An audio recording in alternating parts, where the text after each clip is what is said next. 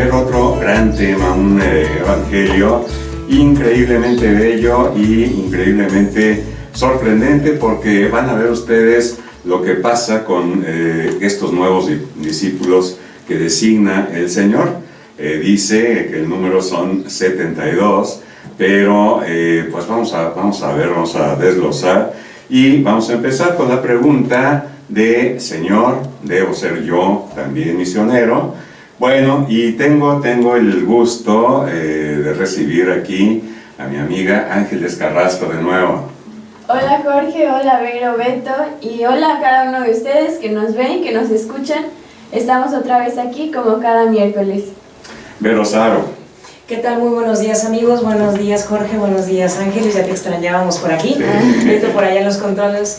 Y muchas gracias a todos nuestros amigos que día a día quieren escuchar la palabra de Dios. Yo creo que ya la están haciendo en su casa. Yo creo que ya también están meditándolo, orando, como habíamos hablado el programa anterior, y que nos acompañan miércoles con miércoles.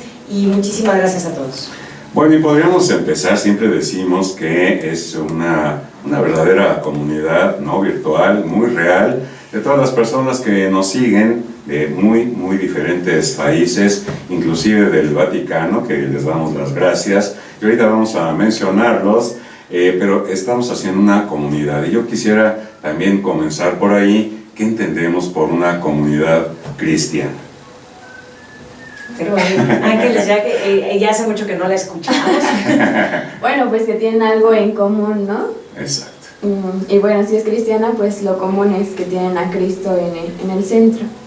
Sí, precisamente a esto yo quería llegar, por eso mencionamos que estamos en una comunidad, ustedes y nosotros, porque es un grupo de personas que tienen un mismo objetivo, que tienen a Cristo en el centro, y el objetivo pues es ese seguimiento de Cristo, como vamos a ver ahora, y vamos a partir del evangelio que analizamos el domingo pasado, porque los tres últimos evangelios parece que están muy engranados uno con el otro, y vamos a partir de ahí. Pero antes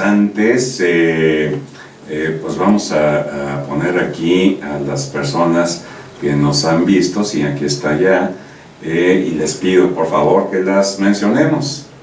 Bueno, saludamos a México, a Estados Unidos de América, a España, a Alemania, Honduras, Cuba, Nicaragua, República Dominicana, El Salvador, Costa Rica, Perú, Puerto Rico, Colombia, Panamá, Argentina, Ecuador, Chile, Venezuela, China, Guatemala, India, Bolivia, Ciudad del Vaticano, Belice, Irak, Japón, Ucrania y Tailandia.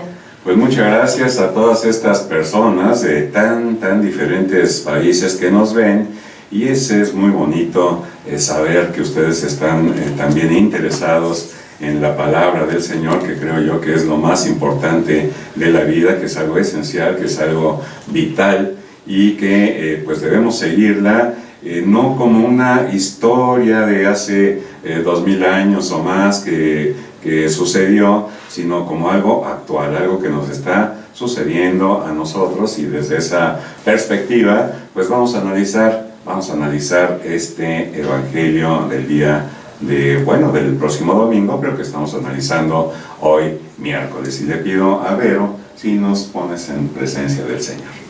En el nombre del Padre, del Hijo y del Espíritu Santo. Amén. Señor Jesús, te damos gracias porque una vez más nos reúnes en tu presencia para poder discernir tu palabra. Gracias, Señor, porque tú lo has querido así. Gracias por ese llamado, porque sin ti nada podemos hacer. Te pido, Señor, porque nos envíes Espíritu Santo para que realmente seamos esa comunidad, esa común unión realmente que tengamos en ti. Que con tan solo llamarnos cristianos, no importa en cuáles son nuestros pensamientos, sino que nuestro pensamiento y nuestro centro seas tú, Cristo. Te pido, Señor, porque nos enseñes a ser misioneros a cada una de las personas que nos llamamos cristianos, que nos llamamos católicos. Te pido, Señor, porque nos enseñes a ir a misionar en cada una de nuestras vocaciones, ya sea en el matrimonio, ya sea en la soltería, como sacerdote, como religiosa. Cada uno de nosotros, Señor, estamos llamados por ti de una manera diferente, pero todos para dar un mensaje que urge y que es inminente, que es tu amor. Gracias, Madre, por acompañarnos. Te pedimos porque nos enseñes a misionar. Tú eres la primera evangelizadora. Te pedimos porque nos enseñes quién es Cristo y cómo darlo a conocer. Amén. Amén. Gracias, gracias, Señor, por tu presencia y por pues, habernos escogido desde toda la eternidad, porque no nacimos al azar, sino porque tú nos habías escogido y porque nos diste la libertad para que nosotros escojamos si queremos seguirte o no. Bueno, vamos a comenzar, queridos amigos, con el Evangelio. Vamos a recordar el Evangelio del domingo pasado, que fue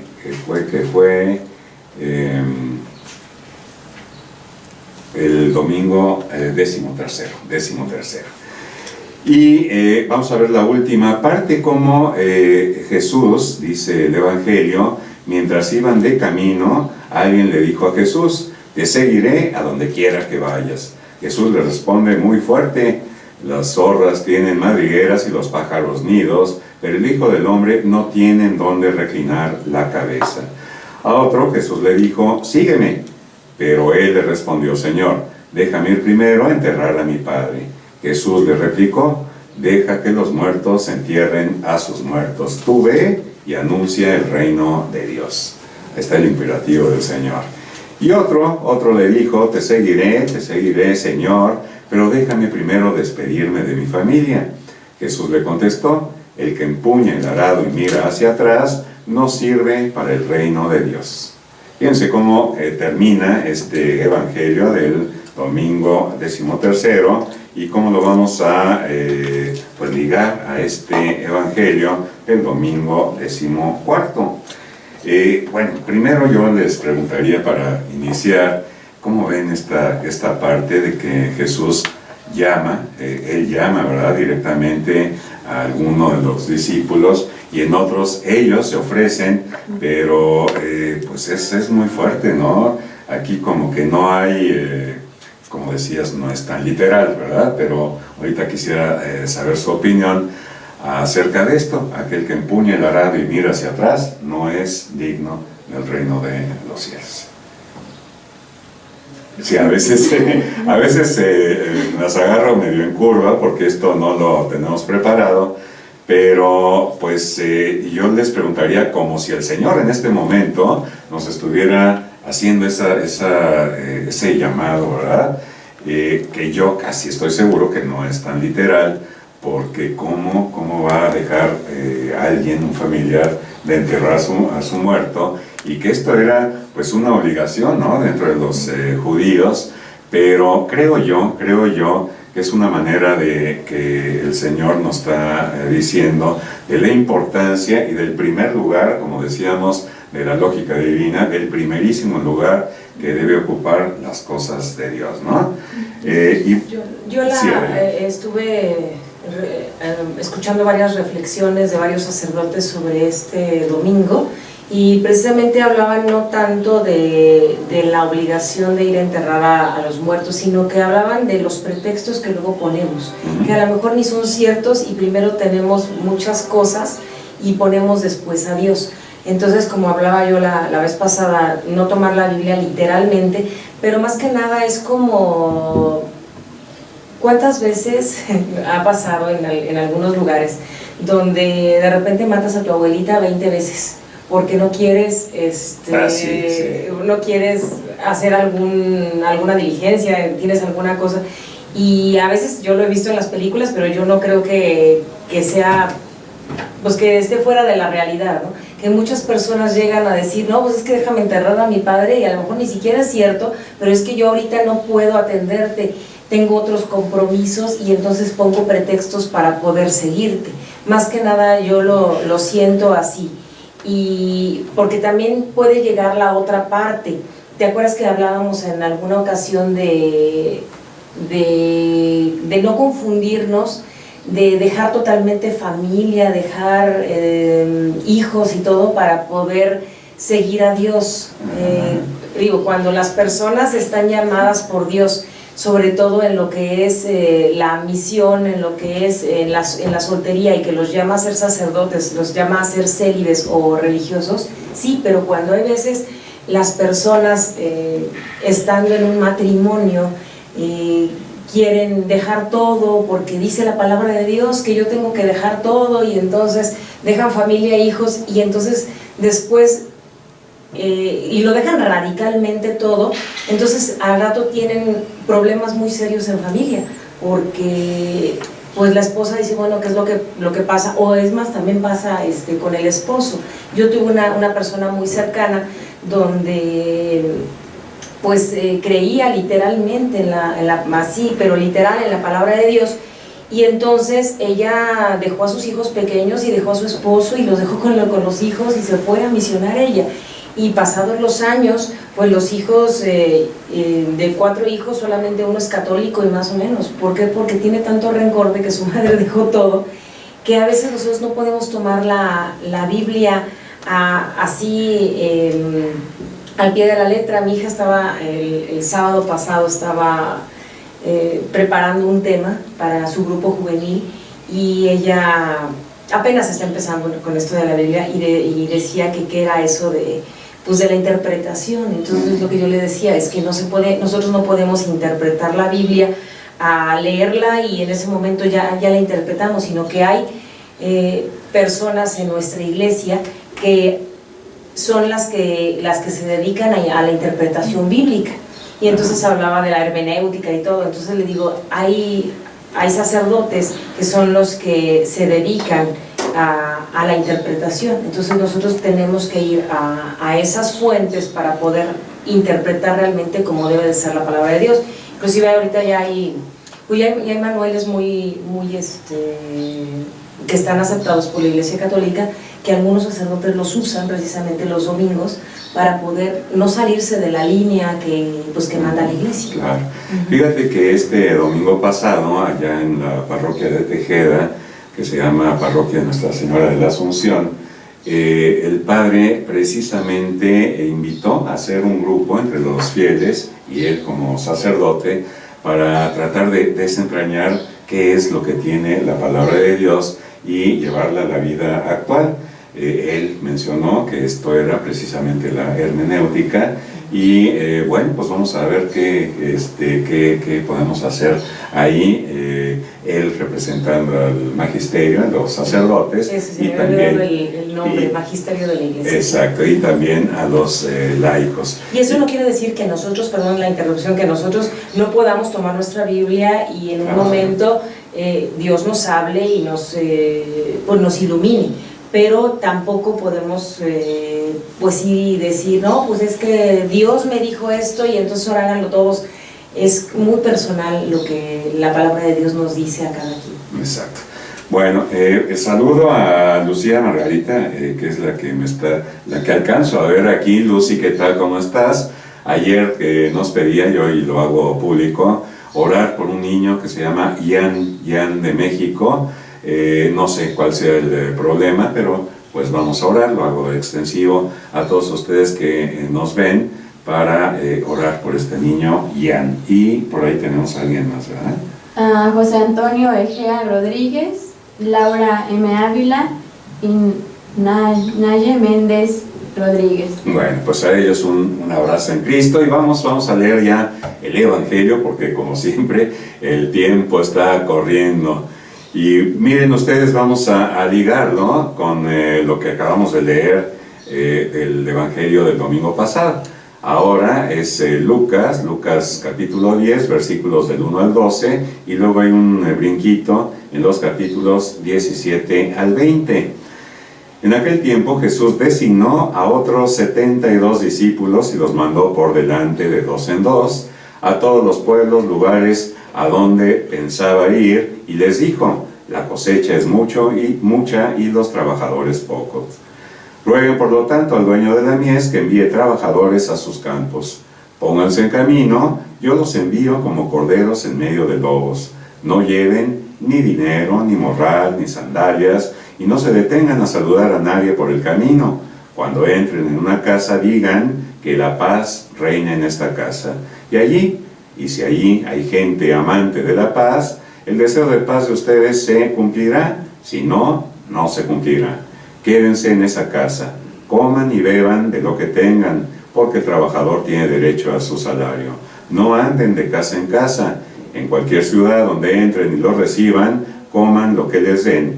Curen a los enfermos que haya y díganles, ya se acerca a ustedes el reino de Dios. Pero si entran a una ciudad y no lo reciben, salgan por las calles y digan, hasta el polvo de esta ciudad que se nos ha pegado en los pies, nos lo sacudimos en señal de protesta contra ustedes. De todos modos, sepan que el reino de Dios está cerca. Yo les digo que el día del juicio, Sodoma será tratada con menos rigor que esa ciudad.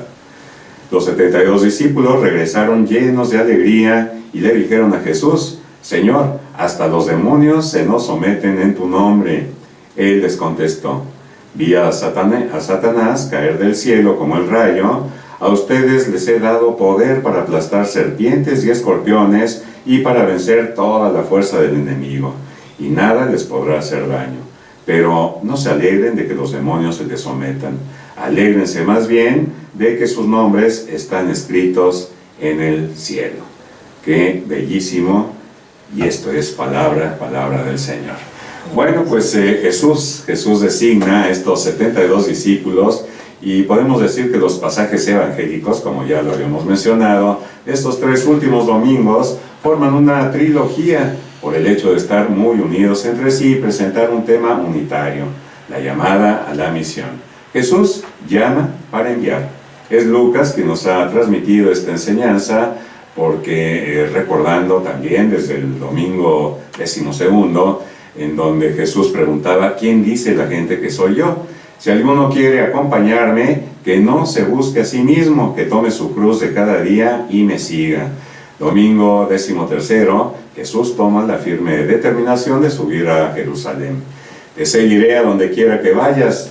Los pájaros tienen nidos. Jesús les dijo, sígueme, Señor, déjame primero enterrar a mi Padre. Además, el pasaje de este domingo nos ofrece un detalle muy interesante. Es el único lugar en todos los evangelios en donde se habla de un grupo de discípulos diferente de los 12, pero al igual que ellos, también son enviados a una misión que parece suponer amplios horizontes. Se trata de la misión a todos los pueblos y lugares. Bueno, pues vamos a comenzar por esto de las misiones. Quizá usted, querido amigo, pues ya haya ido, ¿verdad?, a una misión organizada, muy bien organizada por su parroquia, y pues que trae muchos frutos. Así que vamos a recordar un poquito. Tú ya has ido, Ángeles, a una misión allá en Candiles, ¿verdad? En Candiles, pero también con grupos también. Con grupos, bueno, platícanos un poquito acerca de la organización, porque yo quisiera traer aquí a la mesa que muchas veces, por ejemplo, cuando yo fui a la primera misión, pues ciertamente toman la palabra del Señor y ciertamente nos envían de 2 en 2. Y aquí hacían 12 filas. Una fila de los que ya habían ido a misión, de los que sí sabían, y otra fila de los que apenas era su primera ocasión, y ahí estaba yo. Entonces, pues va uno que ya sabe, ¿verdad?, la cuestión de la misión, y otro que va a aprender. Sin embargo, yo haría aquí la observación, esto por supuesto de hace pues ya muchos años, más de 6, en que pues realmente no estaban preparados aquellos que iban a misionar. Y aquí, en la palabra del Señor, pues Jesús designa a estos 72 discípulos que pues que ya andaban con Él, ya habían sido pues enseñados por Jesús, ya habían oído sus prédicas, ya habían inclusive visto algunos de los milagros que el Señor hacía, y cómo los envía, ¿no? Los envía Jesús con ese poder de curar a la gente, incluso les da pues este imperativo, esta orden: vayan y curen a la casa que entren a la gente y avísenles, díganles que el reino de los cielos ya está cerca. Y me llama mucho la atención que cuando no reciban la paz y que tengan que salir de esa ciudad, les dice Jesús, de todas maneras díganles que el reino de Dios ya está cerca. Bueno, pero regresando a estas misiones de nuestros tiempos, creo que nos faltaba preparación a nosotros, porque algunas personas pues llevaban su escrito, su tríptico acerca del querigma, y pues se lo leían ahí prácticamente a la persona. Muchos de ellos con mucha paciencia lo escuchaban, y otros le decían: mire, francamente, respeten mi tiempo y no deseo oír nada. Entonces, creo yo que se necesita preparación. Y esta preparación pues ya la encontramos en estos tiempos, por lo menos en Candiles, que me doy cuenta de cómo sucede, y varias otras parroquias, en donde comienza la organización sectorizando el territorio, vamos a decir, de la parroquia, y dividiendo a la gente que ha aceptado ir y que tienen ya sí una muy buena preparación desde el momento en que ellos mismos han vivido este encuentro personal con Cristo, con el querigma, que por cierto, pues creo que llevo yo como 6 o 7 querigmas, y en cada uno de ellos pues es un encuentro muy particular con el Señor. Así que bueno, pues platíquenos un poquito acerca de sus experiencias en las misiones. Tengo entendido que tú también has sido en este estilo de misionar en Cuaresma, ¿verdad? Pues he ido en varias ocasiones y de diferentes maneras. Yo me acuerdo la primera vez, yo tenía como 14 años, y realmente, como dices, acababa yo de tomar el querigma, y yo creo que lo más importante en esa época, pues yo la verdad no sabía yo mucho de Biblia y esas cosas, pero yo creo que lo importante es haber tenido ese encuentro que le llamamos de ojos abiertos y corazón palpitante con Cristo. Y ya en el momento en que tú tienes ese encuentro con Cristo, puedes hablar de Él. Entonces, a lo mejor, yo sí me acuerdo de que íbamos con el tríptico. Quizá no lo leíamos porque pues ya nos lo habíamos aprendido un poco, pero tratábamos de dar la experiencia de ese Cristo que yo conocí. Y en otra ocasión, yo pensaba que las misiones eran así. Después ya fui a otra juvenil, me acuerdo, ya cuando tenía como 18 años, por ahí. Y después, por eso lo mencioné hace rato, de lo del matrimonio, porque una vez estábamos en un curso matrimonial y decía, el señor obispo fue llamado a esa misa, no me acuerdo que estábamos festejando, y era el encuentro matrimonial, y nos decía que nosotros estábamos llamados a ser misioneros como matrimonio, por eso de 2 en 2 también. Entonces yo decía, o sea, ahí sí llegó para mí una situación diferente, porque yo siempre lo había tomado como nada más Dios y yo y Dios, y vamos a decirle al mundo entero. Pero ahí, cuando hablaba de la vocación, hablaba de que los que estaban llamados en el matrimonio, entonces fueran precisamente de 2 en 2. Y entonces también hablaban de que en las comunidades, con los religiosos, también siempre van de 2 en 2, porque la palabra de Dios lo indica así. Entonces a mí se me abrió un panorama diferente de que Dios nos llama en la vocación en donde estamos nosotros a ir a misionar, y que en todo momento de nuestra vida es una misión. Decía hace muchos años, ahorita ya es el obispo de Tlalnepantla, que yo lo conocí como obispo de Texcoco, Monseñor Carlos. Estábamos, me acuerdo, muy entusiasmados, éramos muchachos muy jóvenes, 20 y tantos años teníamos, estábamos así muy jóvenes, y nosotros queríamos ir de misiones pues lejos, y entonces nos decía, no los voy a mandar lejos, ustedes no se van a ir por ahí, nosotros bien tristes, y nos mandó un pueblecito entre el Estado de México y DF, donde era un pueblito que realmente estaba como olvidado de la mano de Dios, bueno, no de la mano de Dios, pero sí del gobierno, porque no sabía ni quién, no había calles pavimentadas ni nada. Y ahí decía, miren, este pueblo está a menos de una hora de sus casas y ahí se necesita su misión. Y entonces fuimos y realmente a veces parecía que no estábamos en México, sinceramente. La realidad de la situación estaba muy rara, como dice, se hablaba de sectores y de repente te encontrabas cosas que para mí me impactaron en esa ocasión, personas que vivían en poligamia, donde pues como ahí no había templo ni nada, entonces cada quien vivía como podía y realmente a veces queremos ir, como dicen, a África y a veces realmente estamos a muy poco tiempo de lugares donde realmente se necesita mucho la palabra de Dios y a veces creemos que ya toda la iglesia la tienen bien organizada y no, ya estamos súper bien y no, realmente cuando te manda el obispo a algún lado es porque se requiere tu presencia en ese lugar. Sí, es algo importantísimo que casi siempre pensamos, sobre todo esas primeras veces que vamos a misionar, que vamos a dar mucho, ¿verdad? Pero casi siempre es al revés, cómo recibimos y qué experiencia tan grande. Y yo creo que pues esta misión de la iglesia, este imperativo, vayan a todo pueblo y nación a proclamar el evangelio, pues es algo inherente, ¿no?, al cristiano, es algo que se tiene que dar. Así que, bueno, Vero estaba mencionando ahorita de que le daban ganas de irse a algún lugar lejano. Fíjense que a mí también en alguna ocasión hay unos padres que se llaman combonianos, ¿verdad? Y que, bueno, son misioneros sobre todo del África.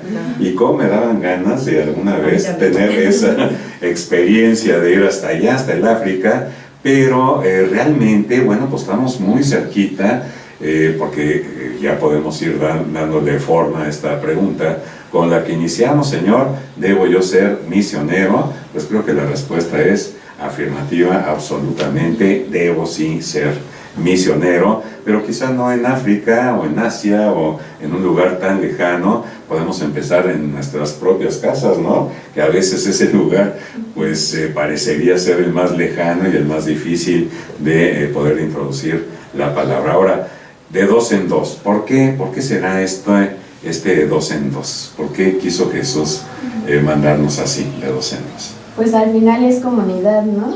Vas al lado de alguien. Sí, sí. Y pues de hecho, yo estoy en una comunidad donde decía, es mejor, era como estatuto, ir de 3. Sí, porque de 2 puedes estar como hasta hacer una cierta amistad. Y ay, qué padre, no sé qué dice. Y cuando hay un tercero, es como, ya como un equipo, ¿no? Es decir, como que hay un mediador. No que se ponga el papel de sino como que ya hay algo que nos encamina y somos, pues, estamos unidos, ¿no? Exacto. Pero sí, no es una misión personal, sino comunitaria a la vez. Y yo lo pienso así, no es ninguna interpretación ni nada, pero Dios dio el llamado a la comunidad, no simplemente a ti. La da como personal, pero una misión dentro de tu misión, pero al final está llamando a todos. Entonces no dijo, tú vas a ir y vas a predicar a todo el mundo, sino ustedes vayan de dos en dos. Claro, y ese todos, esa comunidad, se llama iglesia, ¿verdad? Y esa iglesia pues no tendría razón de ser si no fuera por ese llamado a la misión. Y sí, ciertamente de dos en dos, pues acuérdense cómo el Papa pastorea a su pueblo, como nos enseña, y él tiene una serie de gestos, ¿verdad? Primero de símbolos y después de palabras. Y aquí pues Jesús precisamente es quien da esa enseñanza, quien es el maestro de la pedagogía divina, y cómo tiene esos gestos. Y así ya de entrada, ¿verdad? Como dices muy bien, de entrada pues era un gesto de andar en comunidad, aunque fuera una comunidad mínima, ¿verdad? La más primitiva, de 2 personas. La otra también es la de apoyarse, ¿verdad? Uno al otro. Hay veces, por ejemplo, en esta misión que yo les platico, pues de repente se le olvidaba a uno qué es lo que seguía o qué tema tenía que decir, y el otro apoyaba y ya tenía como más continuidad. Y luego también hay otra cosa aquí curiosa que les dice el Señor: no lleven ni dinero, ni morral, ni sandalias, y no se detengan a saludar a nadie por el camino. ¿Cómo podríamos decir esto? ¿Cómo podríamos actualizarlo, Vero?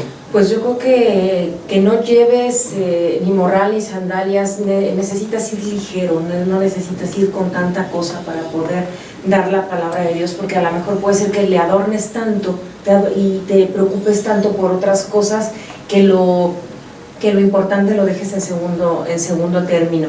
Y lo otro que decía, no se detengan. Eso, sí. La palabra de Dios es urgente ya, como lo decía yo en la oración, es urgente ya que nosotros actuemos y que la palabra de Dios se manifieste, porque no podemos estar perdiendo el tiempo platicando con las personas. No es que seamos groseros y que diga, ay, Jesús no quiere que platiquemos con la gente del camino, sino que vamos a un objetivo, y ese objetivo no permite la pérdida de tiempo. Entonces es la acción se necesita que ya vayas a esa misión.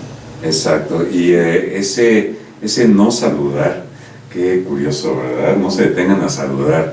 De repente sí, como que nos distraemos, ¿no? Y pues, bueno, dice aquí en esta investigación que estaba leyendo, en que en el Oriente pues eran muy largas esas salutaciones, hablaban mucho y se perdía mucho el tiempo, y como muy bien dices, pues otra vez la lógica divina, vamos a lo que vamos, ¿no? Vamos a predicar la palabra y no podemos distraernos en salutaciones, en tener pues mucho cuidado del dinero, de la alforja, de las sandalias. Yo me acuerdo mucho cuando nos mandaron a la misión, me acuerdo que nos dijeron, íbamos una semana y nos dijeron 2 pantalones de mezclilla, las mujeres nada de, no aretes, no maquillaje, no, o sea, como que ir lo más, con lo más necesario, porque íbamos a un lugar donde decía, a lo mejor no conoce ni siquiera la secadora de pelo y tú vas a llegar con tu secadora de pelo. Entonces decía, no, tienes que ir con lo más básico. Ni hay electricidad para conectar, ¿no? No, sí había, pero por ejemplo agua no había. Entonces nos decían, pues así como puedan, si pueden lavar la ropa, qué bueno, y si no, pues ni modo. Y me acuerdo que sí nos decían, ni una maleta pequeña. Entonces sí eran los dirigentes, bueno, la que nos dirigía, la religiosa, sí era muy estricta en eso de que no llevaras de más. Y yo creo que es mucho eso, el poderse desprender y valorar nada más con lo poco que puedes ir, como decía San Francisco, ¿no? No necesito, ¿qué dice? Yo necesito pocas cosas. Eso es hermoso. Y de las yo cosas, necesito poco, y lo poco que necesito, lo necesito poco. Eso es hermosísimo.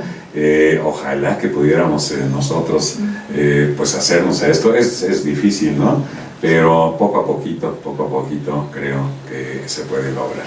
Y bueno, pues miren, ya para terminar, porque ya nos estamos yendo, yo quisiera leerles algo que es importantísimo, este comentario aquí en el Catecismo de Pan de Vida.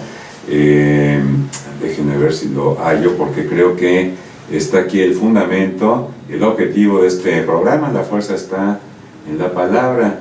Déjenme ver si lo hallo.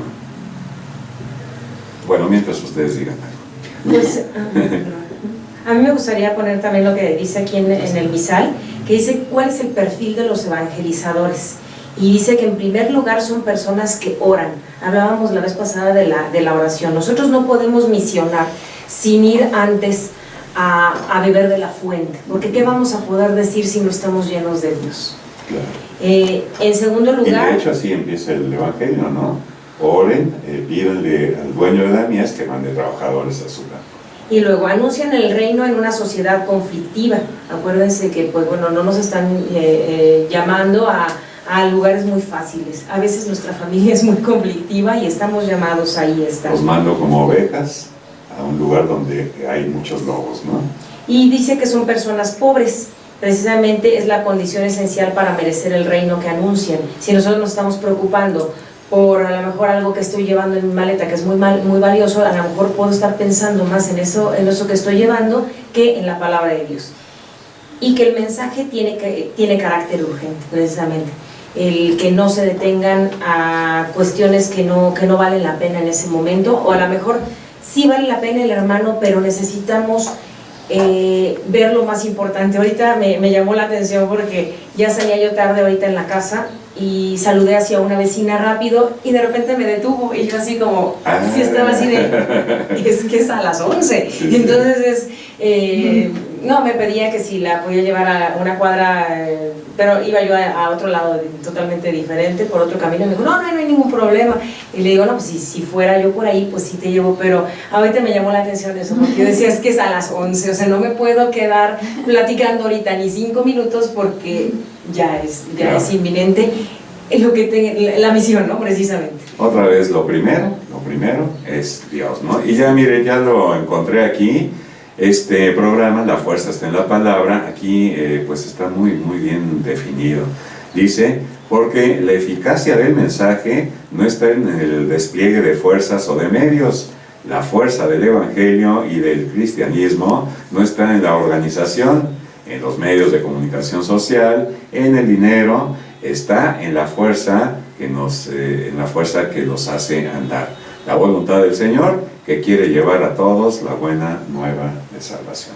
Pues ahí está, queridos amigos, nuestro fundamento, y que no es fundamento nada más de este programa, sino que es fundamento de vida, es algo esencial, es algo vital para nosotros. Así que respondiendo a la pregunta con la que iniciamos, ¿debemos ser nosotros misioneros?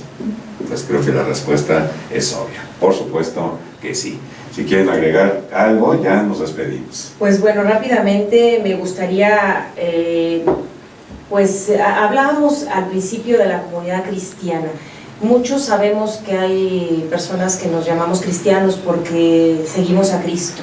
No todos son católicos, y a mí me gustaría esa unión, que de veras haya esta unión. ¿Por qué? Porque rápidamente les cuento, yo tenía como 9 años cuando un muchacho cristiano, amigo de mi hermana, pues llevó la Biblia y empezó a leer ahí. Yo la verdad, pues sinceramente yo no estaba de metiche, o sea, yo la verdad no sabía que... Mi hermana me lleva 12 años, entonces sí, ya como que ya sabía más, ¿no? Y yo tenía 9. Y la verdad, me puse a ver y todo, y en ese momento llegó mi papá, se enojó mucho, le dijo que por favor se saliera, pero sí lo dijo de una manera un poco brusca. No sabía mi papá realmente tampoco mucho de Biblia y eso, pero él vio como una amenaza para la familia. Y entonces yo me quedé así como que... Y este muchacho, me acuerdo que hizo ese ademán, se puso en la puerta y se puso a sacudirse y dijo, hasta el polvo y yo la verdad no me sabía la palabra de Dios. Pero para mí me llamó mucho la atención, y eso fue también una de las partes donde dije, yo tengo que estudiar esto porque yo no sé qué contestar, si mi papá estuvo bien, si estuvo mal. Pero lo que saco después de muchos años es que, bueno, en primer lugar él iba solo, no iba con 2, entonces bueno, y que podemos estar unidos en la palabra de Dios. Como dice nuestro Papa Francisco, veamos lo que nos une, no lo que nos desune. Si nosotros realmente estuviéramos abiertos y estudiáramos realmente lo que es nuestra fe, no puede venir alguien que me amenace por fuera y que entonces veamos un peligro, sino que veamos, todos estamos invitados precisamente a escuchar la palabra de Dios, a ir a misa, a escuchar reflexiones de sacerdotes para poder estar más compenetrados y con más armas precisamente, no para luchar, sino para poder unirnos y ver cuál es la verdad realmente, y poder tener un diálogo con personas quizá de otros credos, pero que todos crean en Cristo, y poder algún día que pudiera ser como Jesús lo dice, que seamos uno, como el Padre y Él son uno. Eso es lo que yo creo que me gustaría que nos quedáramos en este momento, que esta misión es para todos, que esta misión es para los que realmente creemos en Cristo, y que no nos vayamos a pelear, sino que podamos aceptar la palabra de Dios y podamos aceptar al hermano, y pues bueno, es una invitación a poder digerir realmente la palabra de Dios Y yo creo que lo más importante es que si tú tienes paz, como dices, lo aceptas con paz, entonces vas a tener paz en el corazón. Y te digo, a mí me quedó marcado mucho esa imagen de este muchacho. Y pues bueno, él tenía una opción buena quizás, pero también digo, entiendo a mi papá que pues como somos católicos, en ese momento dicen, no, pues es que no quiero que los cambien de religión, y es muy válido, pero que podamos estudiarlo un poquito y podernos unir. Eso es lo que me gustaría sacarles. Y una palabra, la perseverancia. Acuérdense de esto que decía el Evangelio, que aquel que toma el arado y voltea hacia atrás no es digno del reino de los cielos, porque habrá que ver lo que sucede con estos 72 que había designado nuestro Señor en el capítulo 6 del Evangelio de San Juan, cómo llega un momento en que les empieza a hablar de que tienen que comer su cuerpo y beber su sangre, y a ellos se les hace un lenguaje muy duro y se empiezan a ir. Y Jesús les pregunta a los 12, también ustedes se quieren ir, y Pedro le contesta, ¿a dónde iremos, Señor, si solo tú tienes palabras de vida eterna? Queridos amigos, muchas gracias por haber estado con nosotros. Nos vemos el próximo miércoles, y por mientras, que pasen ustedes el resto del día lleno de Dios. Muchas gracias, hasta pronto.